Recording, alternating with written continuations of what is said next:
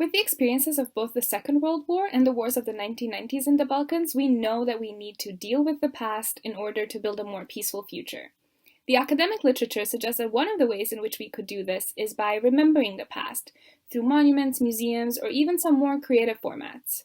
However, we also know that each ethno-national group in the Balkans has their own version of the history, so these efforts to remember the past could bring to the surface the conflicting views, which only further provoke disagreements or even conflict.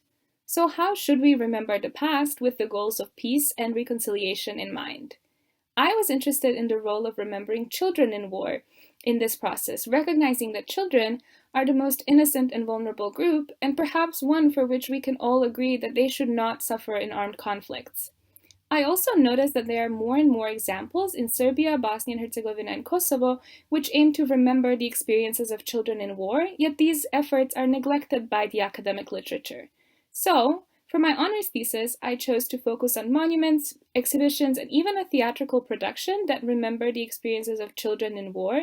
In order to explore these examples, I conducted 11 in-depth interviews with representatives of civil society organizations in Serbia, Bosnia and Herzegovina, and Kosovo, some of whom are directly involved in the examples that I study.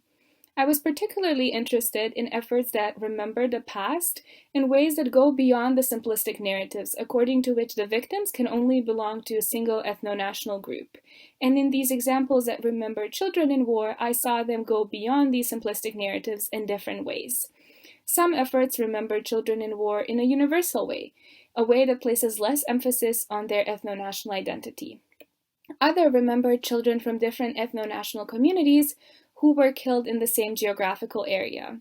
And finally, other examples purposefully remember children who belong to the opposite ethno-national group because all of these children were innocent victims who should not have been killed. What I found in this research that the efforts to remember children in war in this way can help support peace and reconciliation in different ways. They help increase trust and contact between the divided communities. They support healing on both the individual and social level, and they communicate a strong message for peace because they remind us of the horrors of the wars, of the ways in which wars can harm even the most innocent members of our communities, and remind us that wars should never be repeated again.